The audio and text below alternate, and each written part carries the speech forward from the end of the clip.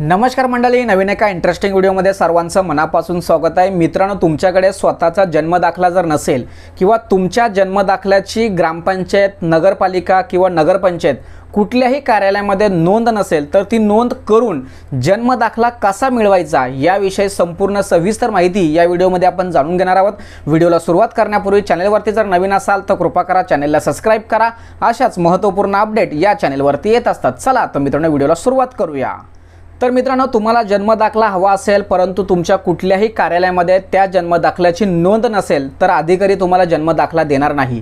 आता हा जन्मदाखला कसा मिळवायचा याविषयी माहिती जाणून घेत असताना तुम्ही ग्रामपंचायत हद्दीमध्ये असाल किंवा नगरपंचायत हद्दीमध्ये असाल किंवा महानगरपालिकेच्या हद्दीमध्ये असाल तर तेथे तुम्ही गेल्यानंतर तुम्हाला जन्मदाखला तुमची नोंद नाही असं सांगितलं जातं। तुम्हाला काय करायचं आहे, त्या कार्यालयाकडून तुमची स्वतःची नोंद नाही असा एक दाखला घ्यायचा आहे। त्यांच्या लेटर हेडवरती एक दाखला घ्यायचा आहे।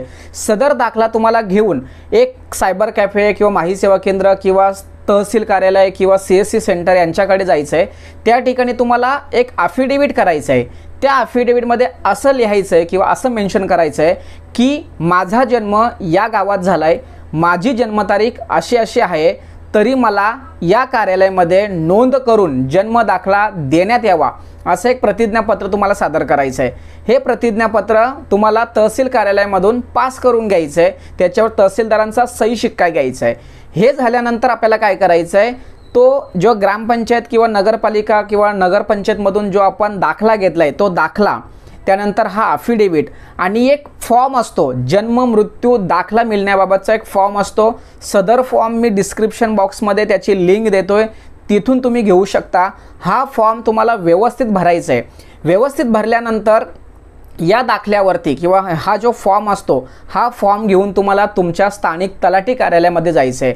तलाठी कार्यालयामध्ये गेल्यानंतर त्या ठिकाणी तुमचा अफिडेविट, तो दाखला, तुमचा आधार कार्ड, तुमचा रेशन कार्ड आणि हा जन्म मृत्यू नोंदीचा जो फॉर्म असतो हा फॉर्म त्या ठिकाणी तुम्हाला सादर करायचा आहे। सादर केल्यानंतर त्या ठिकाणी ते तलाठी तो कागदपत्र किंवा सदर जे डॉक्युमेंट्स तुम्ही सादर करत आहेत हे सर्व कागदपत्र व्यवस्थित वाचून घेतील आणि त्यावरती पंचनामा म्हणून सही शिक्का करतील, म्हणजे तुमचे डॉक्युमेंट व्हेरीफाय करतील।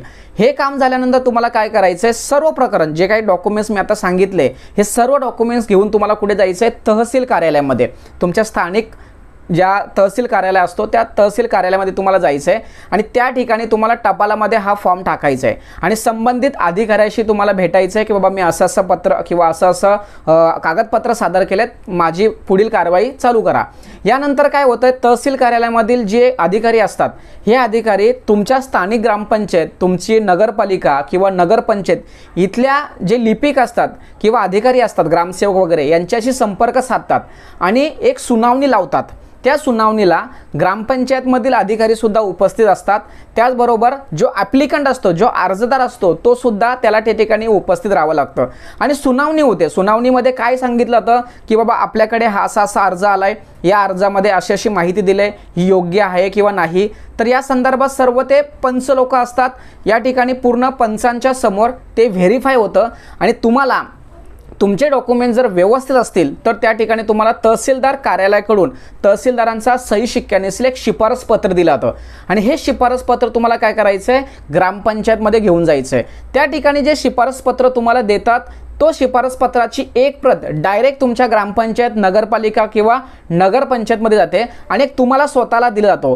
हे दोन्ही डॉक्युमेंट्स तुम्हाला, म्हणजे तो ऑलरेडी तुमच्या ग्रामपंचायतला जातोच, तुम्हाला स्वतःला सुद्धा एक प्रत दिली जाते। ही प्रत सुद्धा तुम्हाला त्या ठिकाणी घेऊन जायची आहे। घेऊन गेल्यानंतर त्या ठिकाणी तेथील जे ग्रामसेवक असतात किंवा जे अधिकारी असतात त्या ऑर्डरच्या बेसवरती, त्या शिफारशीच्या बेसवरती तुमची जन्म मृत्यू जो रजिस्टर असतो त्या रजिस्टरमध्ये तुमची नोंद करून घेतात आणि तुम्हाला जन्मदाखला दिला जातो। अशा पद्धतीने मित्रांनो, तुमच्याकडे जन्मदाखला जर नसेल तर तुम्हाला सहज सोप्या या 5 पद्धतीने 5 स्टेप जर तुम्ही फॉलो केल्या तर या 5 स्टेपच्या माध्यमातून तुम्हाला जन्मदाखला सहज पद्धत मिळू शकतो।